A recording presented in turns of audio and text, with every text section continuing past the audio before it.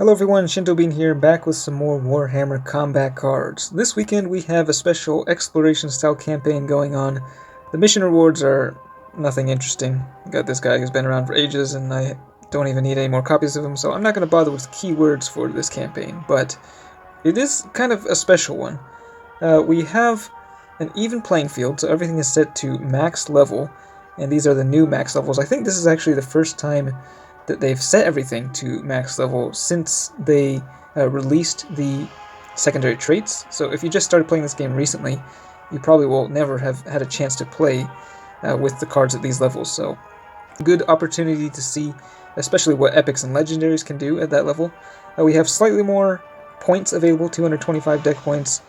We've got cut off the head modifier, so you have the potential to give a massive attack boost to your units. And then we've got strength and unity. I can't remember seeing this modifier before, but every battle you'll be playing as a different warlord, and that is set in stone. You can't choose the warlord, so it's just going to give you a warlord, and then you create a deck for that. The very first mission, though, that we have is with Inquisitor Greyfax, who's going to be really good with the cut off the head modifier, because her bodyguards, if you're running low cost things, they're not going to give the enemy much stats even if they die, whereas they're going to get a massive boost to their stats. So I'm running a very elite deck here, going with the legendaries. Got Inquisitor Greyfax herself at level 14, which is just crazy strong. I'm not sure exactly how much of a boost we'll be getting from her special rule, but we'll find out when the battle starts. I've got Ibram Gaunt, who has Inspiring Presence and Furious Charge. We've got Curtis Hicks, who has Big Game Hunter and Furious Charge, and then Iron Hand Strachan. Looking forward to seeing this guy. He's got Regeneration and Berserk at the max levels. So, I mean, that's healing 16, and then going up, increasing his stats by 12 every time he takes damage. And we got our little go-to healer as well. So, let's see, how many points do we have remaining? We have 110 deck points remaining here, so let's go ahead and deploy and see these guys in action. Alright, so we are up against Abaddon, the Despoiler, and he is running, it looks like 7 bodyguards. Okay, they've got the cultists, so it looks like these will be curated decks, which is always fun to play against. They do get the first turn, though, so I guess we will throw down Curtis Hicks here. Debating whether or not to put down Iron Hand Strachan. I might save him for later, or I might just put him down, depending on what they have. Okay, we've got Gaunt. We don't really want the Inspiring Presence from Gaunt overlapping with Greyfax, so it's fine if he goes down at some point. Look at how much health these guys have, it's just crazy. They do have max level regeneration there, so I kind of want to take that guy out. See, how much damage are we getting? 220 melee? That's a Furious Charge. That's going to be doing 200... Wow, that's overkill right there. I'm just going to drop all the big guys down. This is just... Yeah, that is... Oh, you know what? I should have put down Hicks over in the right lane, but... Oh well, too late. That is one heck of a Furious Charge right there. And Gaunt dealing 125. That's not bad, either. Alright, the cultist on the right side is getting the designation of whatever it's called. Priority threat. So if we take that down, we will be getting an increase to our stats. They've dropped another cultist though, and this thing has shields. It's an epic, so it only has 2 shields. How much can it block? 109 damage. That's quite a bit. But Curtis Hicks, he's strong enough that he can actually just bust right through those shields. And Iron Hand Strachan at over 500 health. That is pretty crazy. And we're going to get increased to our stats here whenever we kill their highest cost bodyguard, which shouldn't be too hard considering the amount of damage these guys are capable of.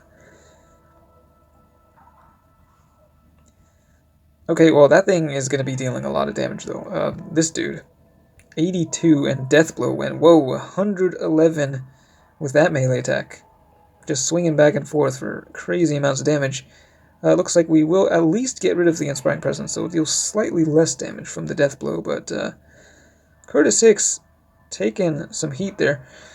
Let's see, 160, this is just, wow. I've never seen these kind of stats before. I mean, I think it's the first time I've played as Servants of the Emperor at the new max levels.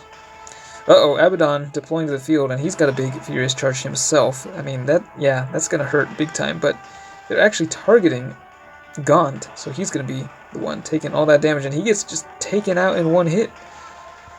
That's not looking so good. Okay, well, on our side, Iron Hand Strachan is the one who is the priority threat, so I mean he has over 500 health. He's not going to be dying anytime soon, I don't think.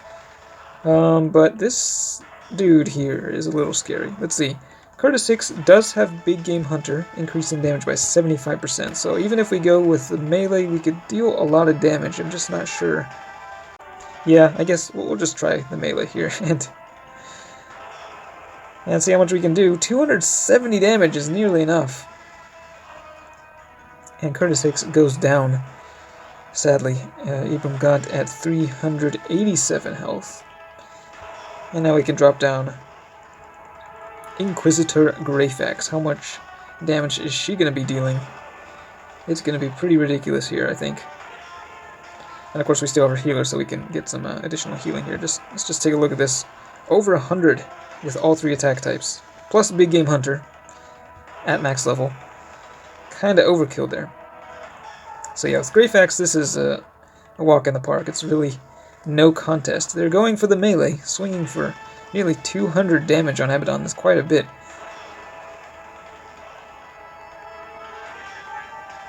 I'm kind of hoping to see Iron Hand Strachan on the field for a bit longer so he could charge up his Berserk even more, but it was a bloody battle. The Greyfax comes out victorious. No surprises there. That was a fun first match, though. The campaigns usually start out very slow, very easy. You know, you only get, like, sometimes you're up against just the Warlord by itself. You know, at most with one bodyguard for the first few matches. But this one gives you a bit of a challenge from the beginning. So, it looks like we're playing as Servants of the Emperor and Space Marines, both, against the Forces of Chaos. Got some decent rewards here. We've got 1 copy of Greyfax at the very end, and 4 copies of Watch Captain Artemis, 10 copies of Magos Dominus, so that's a lot of Warlord copies available, along with some other cards and coins and whatnot. Looks like the next match will be Watch Captain Artemis. But yeah, it says part 1, so I'm wondering if there's going to be a second part to this exploration campaign. Should be interesting. So I'm going to continue playing this exploration, and we'll see if there are any other interesting matchups. I might record that, but for now, we'll stop right here. Let me know if you get stuck on any of them, but that's it for this one. Thanks for watching, and I will see you next time.